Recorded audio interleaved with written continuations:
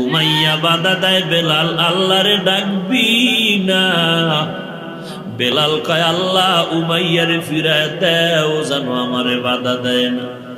ওই বেঈমান উমাইয়া বেলালকে বারণ করে, বেলাল থামে না। এক পর্যায়ে বেলালের পায়ে হাতে রশি লাগাইয়া, রশির আর একটা মাথা ঘোড়ার পায়ে লাগাইয়া আরবের উত্তপ্ত গরম বালুর উপরে ঘোড়াকে দৌড়াচ্ছে। আর ওই ঘোড়ার রশির টানে টানে বেলালও হাসরাইতেছে। গরম বালুতে বেলালের চামড়া গুলো পড়ে যায়। বেলাল আল্লাহর দিকে তাকায় বলেন, ও মালিক, দুনিয়ার কষ্ট দেয় সহ্য করা সম্ভব, তুমি আমাকে ধৈর্য দাও, এরপরও আমি জাহান্নামের আযাব সহ্য করতে পারবো না রে আল্লাহ। রাস্তার কিনারা দিয়া হযরত আবু বকর সিদ্দিক হেঁটে যান। আবু বকর বেলালের কান্নার আওয়াজ পায় থমকে দাঁড়ায় গেলেন। আবু বকর ডাক দিয়ে কয়, রে উমাইয়া, বেলালের আর মারবি না। তোদের ধর্মের এক গোলাম আমার কাছে আছে, এই গোলাম রে নিয়া বেলাল রে দিয়া দাও, না হয় বিক্রি করে দাও।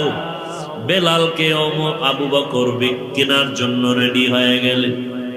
মায়ার নবী খবর পায়, কয়, আবু বকর, আমারও কিছু টাকা শরীক রাখিও। হাসরের দিন যদি আল্লাহ বলে বেলালের খরিদ্দারকে, আমি নবী বলবো, আল্লাহ আমিও বেলালের একজন খরিদ্দার। কারণ আবু বকর, ওই বেলালকে তুমি কতটুকু চেনো জানি না। আমি নবী বেলালকে মেরাজের রাত্রে আমি আরশে আজিম জান্নাতের মধ্যে তার হাঁটার আওয়াজ পেয়েছি। ওরে আবু বকর, ওই বেলালের এত দাম, উপরের অংশ কালো, ভিতরে তার নূরের মতো, ভেতরে ঈমানের আলো। আল্লাহর নবী মদিনার থেকে চলে গেলেন রমজান মাসে মক্কা বিজয়ের স্লোগান নিয়ে। মক্কা বিজয় হয়ে গেল, নবী একটা হাতে লাঠি নিয়ে ভেতরের মূর্তিগুলো ভেঙ্গে ভেঙ্গে ফালায় দেয় আর বলে, ও আলী, জমজমের পানি দিয়া বাইতুল্লাহটারে ধুইয়া দাও। জমজমের পানি দিয়া বাইতুল্লাহ পরিষ্কার করে। আর নবী মুস্কি মুস্কি হাসেন, আবার মাঝে মাঝে চোখের পানি ছাড়েন। সাহাবায়ে কেরামরা আশ্চর্য, নবী হাসেন আবার কাঁদেন কেন? আল্লাহর নবী বলেন, ও সাহাবায়ে কেরাম, আমার কান্নার কারণ এই জন্মভূমিতে বেঈমানের আমাকে থাকতে দেয় নাই। আমার মা নাই, আমার বাবা নাই, এই বেঈমানের আমাকে কত কষ্ট দিয়ে তাড়ায় দিল। আজকে আমার মুখে আবার হাসি, সেই মক্কা আমাদের বিজয়। আজ আমরা মক্কা হাতে পেয়েছি। আজ আমরা যোহরের নামাজ আজান দিয়া ওপেন জামাতের সাথে নামাজ আদায় করব। আজকে মুসলমানের বিজয়ের দিন, মক্কা স্বাধীনতার দিন।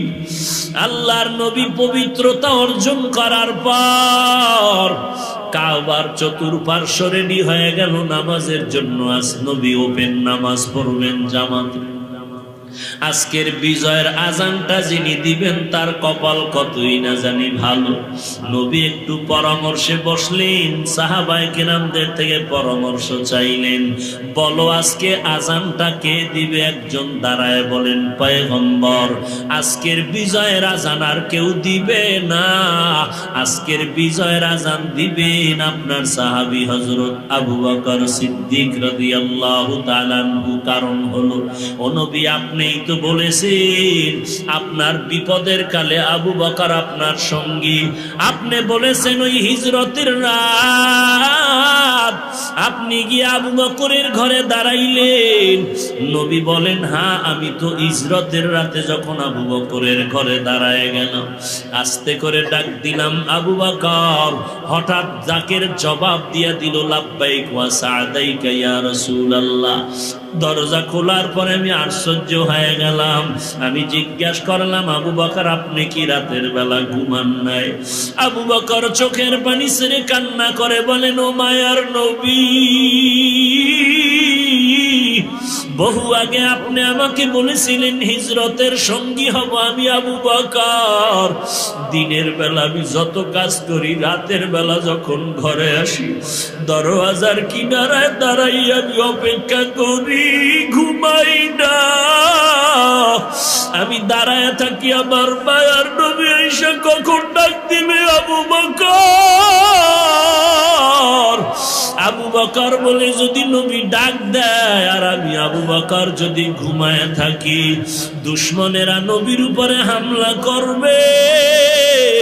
আবু বকর বলেন, নবী আল্লাহর কসম, ওই বহু আগের থেকে আপনি আমাকে ইশারা দেওয়ার পর আজ পর্যন্ত আমি একটা রাতের বেলাও ঘুমাই না। নবীর চোখের পানিও বের হয়ে গেল। এমনও কি ত্যাগ মানুষের জন্য মানুষ স্বীকার করতে পারে? আবু বকর বলেন, নবী আমি আবু বকর একা ঘুমাই না তা না, আমার ছোট মেয়ে আসমাও ঘুমায় না। আপনার জন্য নাস্তা বানাইয়া অপেক্ষা করে মদিনার লম্বা সফর, নাস্তা দেওয়ার জন্য আমার মেয়েটা সারা রাত ঘুমায় না। আল্লাহর নবী চোখের পানি ছেড়ে কাঁদেন। আবু বকর ডাক দিয়ে কয়, নবী আমি হিজরতের সফরের জন্য আমি 2টা উট কিনলাম, তাকায় দেখেন ওই খুঁটির গোড়ায় উট 2টাও ঘুমায় না। কখন আমার পিঠে আইসা রহমাতুল লিল আলামিন উঠবে, ওই উটো সারা রাত ঘুমায় না। নবীর পথের ধারে তাকায় থাকে আর দেখি চোখ বেয়ে বেয়ে পানির ফোঁটা ভরে। আল্লাহর নবী দোয়া করেন, ওরে আবু বকর আজকে আবার কষ্টের জিন্দেগির রাত, আমার মা নাই বাবাও নাই, আমার ঘরের চতুর্দিকে দুশমন। আমি বাইতুল্লাহর গিলাফ ধরে কান্না করেছি আর বলেছি, রে বাইতুল্লাহ আর বুঝি দেখা হবে না, চিরতরে বোধহয় আবার আজ মক্কা ছেড়ে যেতে হবে। আজকের আমার এই কষ্টের রাতে আমি দোয়া করি, ওরে মালিক আপনার আবু বকরকে দেওয়ার মতো কিছুই নাই। তবে আল্লাহ আমি নবী হইয়া দোয়া করি, আবু বকরের আজকে মদিনার সফর শুরু হয়ে গেল, এই সফর মদিনা পর্যন্ত থাকবে না। আমি চাই আবু বকরের সফর হবে জান্নাতের মধ্য পর্যন্ত। সাহাবী বলেন, নবী আবু বকর ছাড়া কেউ আজান দিবে না। নবী বললেন, আপনি বসেন। আর একজন দাঁড়ায় গেলেন, আর একজন দাঁড়ায় বলেন, নবী আজান দিবেন হযরত ওমর। কারণ 39 জন মুসলমান নিয়া আপনি মক্কার গোপন জায়গায় বসে কালেমার দাওয়াত দেন, ওপেন হতে পারেন না, নামাজ পড়তে পারেন না। 40 নম্বরে ওমর আইসা তরবারি নিয়ে আপনাকে মারতে আসলো। সেই ওমর আপনার হাতে কালেমা পড়ার পর ওই ওমর তরবারি নিয়ে কাবার হাতিমে দাঁড়ায় বলে, বেঈমানা কালেমার পতাকা উড়ায় দিলাম, কে বাধা দিবি? ওরে নবী, যেই ওমরের কারণে কালেমার আওয়াজ বুলন্দ হয়ে গেল। আপনি নবী বলেছেন, আপনার পরে কোন নবী হইলে আল্লাহ ওমরের নবী বানাইতেন। ও নবী, আজকে বিজয়ের আজান কেউ দিবে না, আজকের বিজয়ের আজান দিবেন একমাত্র ওমর ফারুক রাদিয়াল্লাহু আনহু। নবী বলেন, আপনি বসেন। আর একজন দাঁড়ায় যান, আর একজন দাঁড়ায় বলেন, নবী আজকের বিজয়ের আজান কেউ দিবে না, আপনার জামাতা ওসমান রাদিয়াল্লাহু তাআলা আনহু আজান দিবেন। কারণ যেই ওসমানকে আপনার দুটো মেয়ে বিবাহ দিলেন, যেই ওসমানের জন্য আপনি গুণগান করে বলেছেন লিকুল্লি নাবিয়্যিন রাফিকুন ওয়া রাফিকি ইয়ানি ফিল জান্নাতি উসমানা, ও পয়গম্বর আপনি বলেছেন সব নবীর একজন বন্ধু হবে, জান্নাতের মধ্যে আপনার বন্ধু হবে আপনার ওসমান। ওরে নবী, আপনি ওই ওসমান ছাড়া আর কাকে বলবেন আজান দেওয়ার জন্য? আজকের বিজয়ের আজান যিনি দিবেন তার কপাল ভালো। ও নবী, কেউ না আজান দিবে আজকের ওসমান। নবী বলেন আপনিও বসেন। আর একজন দাঁড়ায় গেল, দাঁড়ায় বলেন নবী আজ বিজয়ের আজান দিবে হযরতে আলী, আর কেউ দিবে না। কারণ আপনি বলেছেন আনা দারুল হিকমাহ ওয়া আলিয়্যুন বাবুহা, আপনি বলেছেন আপনি হিকমতের ঘর আর হযরত আলী হলো হিকমতের ঘরের দরওয়াজা। ওরে পয়গম্বর, হিজরতের সময় আপনি আলীকে বিছানায় রাখিয়া মদিনায় চলে গেছেন। মদিনার থেকে আপনি হযরত আলীকে যুদ্ধের সেনাপতি বানাইয়া পাঠাইতেন। আবার আপনি কোথাও গেলে হযরত আলীকে মদিনার দায়িত্ব দিয়া যাইতেন। আজকের বিজয়ের আজান হযরত আলী দেবে আর কেউ না। নবী বললেন আপনিও বসেন। মশওয়ারা হয়ে গেল, সিদ্ধান্ত দিবেন কে? আল্লাহর নবী এবার চিন্তায় পড়ে আছেন। আল্লাহর পক্ষ থেকে দেখি জিবরাইল আমিন কি সিদ্ধান্ত নিয়ে আসেন। আজানের সময় যখন ঘনিয়ে আসলো, আল্লাহর নবী অপেক্ষমান, আল্লাহর সিদ্ধান্ত কি আসবে। আল্লাহর নবী অপেক্ষা করতেছেন যোহরের নামাজের আজান। আল্লাহর নবী চিন্তায় পড়ে গেছেন। হঠাৎ করে জিবরাইল আমিন হাজির। জিবরাইল আলাইহিস সালাম আমার নবীর কাছে আল্লাহর পক্ষ থেকে সালাম জানায় বলেন পয়গম্বর, আপনি চিন্তা করতেছেন আজকে যোহরের আজান কে দিবে। কেউ বলেছেন আবু বকর দিবেন, কেউ বলেছেন হযরত ওমর ফারুক দিবেন, কেউ বলেছেন হযরত ওসমান দিবেন, কেউ বলেছেন হযরত আলী রাদিয়াল্লাহু আনহু দিবেন। আল্লাহ তাআলা একটা সিদ্ধান্ত নিয়ে আমি জিবরাইল আমিনকে পাঠাইছে। আজকের যোহরের বিজয়ের আজান হযরত আবু বকরের কণ্ঠে হবে না, আজকের বিজয়ের আজান ওমরের কণ্ঠে হবে না, আজকের বিজয়ের আজান উসমানের কণ্ঠেও হবে না, আজকের বিজয়ের আজান হযরত আলীর কণ্ঠেও হবে না। আল্লাহর সিদ্ধান্ত হয়ে গেছে আজকের মক্কা বিজয়ের আজান দিবে ওই আফ্রিকার বেলাল। আল্লাহর নবী চোখের বাড়ি ছেড়ে কয় রে বেলাল, কয় আয় আয় বেলাল আয়। আল্লাহর আরশে আজিম থেকে সিদ্ধান্ত আজকে বিজয়ের আজান ওই বেলালের কণ্ঠে দেওয়া হবে। ওই বেলালের অন্তর ইমানের নূরের দ্বারা ভরপুর হওয়া একটা আলোকিত অন্তর। আল্লাহর নবী ডাকেন বেলাল আয় আয়। আল্লাহর দরবারের মুখ মনে হয় তুমি কবুল হয়ে গেছো। আজকের বিজয়ের আজান বেলাল তোমার কণ্ঠে দেওয়া লাগবে। সবাই আশ্চর্য হয়ে গেল, এই বেলাল কোন বেলাল? যেই বেলাল আফ্রিকার জঙ্গল থেকে আসছে, বড় গরিব। ওরে টাকাওয়ালা গরিবের দিয়ে তাকাইয়াও অবহেলা করবি না।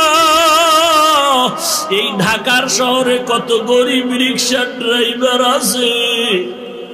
আল্লাহর বান্দা পাগড়ি গলায় লাগাইয়া রিক্সা ড্রাইভারি করে, আজান যখন হয় রিক্সায় তালা লাগায় নামাজে দাঁড়ায় যায়। রাতের বেলা রিক্সা বন্ধ করিয়া রাতে ঘুমায় না।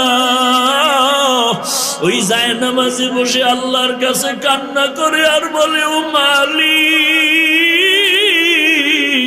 তুমি আমারে গরিব বানাইছো। আয় আল্লাহ, আজকে গরিব হয়ে মানুষের দ্বারে দ্বারে দৌড়াই, কিন্তু এমন গরিব বানাইও না যেতে আমার হারামের কাছে গিয়া ধর্ণা ধরতে হয়। আমি মরতে রাজি, হারাম খাইতে রাজি না রে আল্লাহ। রিক্সা চালাই, যা করি কষ্ট করি, তারপরও হারাম খাবো না। এরে ধনী আল্লাহর বান্দা, টাকার গরমে আজকে গরিবরে গালি দাও। আজকে তোমার খবর তুমি রাখো না। কোথায় তোমার মতো বড় লোক, কোথায় গেল, কই গেল গাদ্দাফি, কই গেল সাদ্দাম, কই গেল কোটিপতি? বাড়ি দাঁড়ানো আছে, বাড়িওয়ালা নাই। গাড়ি দাঁড়ানো আছে, গাড়িওয়ালার খবর নাই রে বাবা। অতএব গরিবের তুচ্ছ মনে করিস না রে মুমিন। গরিবের অন্তর এত ভালো, দোয়া করা মাত্র আল্লাহর আদালতে কবুল হয়ে যাবে। ওই গরিবের চোখের পানি ফালায়া দিও না রে আল্লাহ। আল্লাহর কাছে তওবা করো। আর আল্লাহর বান্দা যদি গরিব দেখো, নামাজিওয়ালা দোয়া নাও। কারণ দোয়া, নামাজি বান্দা গরিব মানুষের দিলটা বড় নরম থাকে, দোয়া কবুল হয়ে যায়। অন্যায় করে যদি কারোর উপরে জুলুম করো, কারো হক নষ্ট করে থাকো, তাড়াতাড়ি ক্ষমা নাও। গরিবের ঠকাইয়া জিন্দেগি তোমার নষ্ট, দুনিয়া আখেরাত বরবাদ হয়ে যাবে। আল্লাহর কাছে তওবা করো। কত টাকাওয়ালা বান্দা গরিব কর্মচারী চাকরি করে, ঠিক মতো বেতন দাও না। তোমার ঈদের বাজার সব চলে, গরিবের জামা নাই, পোশাক নাই, ঘরে ঈদের আনন্দ নাই। এমন অভিশপ্ত জীবন নিয়ে যদি থাকো, দেখবা মরার আগেই তোমার বিপদ শুরু হয়ে যাবে। 14 তলা বিল্ডিং, ঢাকার শহরের পাশে আর এক এলাকায় আগুন লেগে গেল রাত্র 1টার দিকে। 14 তলা বিল্ডিং এর 11 তলায় আগুন লাগার পরে ওই তালায় যারা ছিল সব মারা গেল। বিল্ডিং এর মালিক পর্যন্ত মরে গেল। আমার পরিচিত ছিল মালিক। ওরে বাবা, কারণটা কি? 14 তলা বিল্ডিং এর 11 তলায় আগুন লাগিয়ে সব মরে গেল। 11 তলার উপরেও কারো ক্ষতি হলো না, 11 তলার নিচের কারো ক্ষতি হলো না, 11 তলার উপরে সব ধ্বংস হয়ে গেল। কারণ কি? তদন্ত করে দেখা হলো রাত 12টার পর ওই 11 তলার ভিতরে ল্যাংটা নাচ গান চলতেছিল আর মদের আড্ডা চলতেছিল। ওরে বাবা, অন্যায় করো, সীমাটা লঙ্ঘন হয়ে গেলে আর আল্লাহ ছাড় দিবে না। এরে কলিজার টুকরা যুবক, পায়ে হাত রেখে বলি, নবীর তরিকাটারে গলার মানা বানালো। তোর মতো যুবক আজ দাড়িওয়ালা নামাজির অভাব নাই। ওরে যুবক, স্কুল কলেজে পড়ে, নামাজ ছাড়ে না। তোমার মতো যুবক শ্রমিকের কাজ করে, নামাজ বাদ দেয় না। তোমার আমার মতো যুবক কোটি টাকার মালিক, হারাম খায় না, ব্যবসা করে, হারাম পথে চলে না। তোমার আমার মতো যুবক আজকে দেখো ড্রাইভারি করে, নামাজ বাদ দেয় না। তুমি কেন পারবা না রে বাবা? আল্লাহর কাছে তওবা করো, আল্লাহর কাছে তৌফিক চাও। আল্লাহ তুমি তওবা করার তৌফিক দাও। জীবনে আর গুনাহ করব না, দুনিয়াটা কিছুই না রে বাবা। আল্লাহর জান্নাত যদি পেতে চাও, ঈমানটারে মজবুত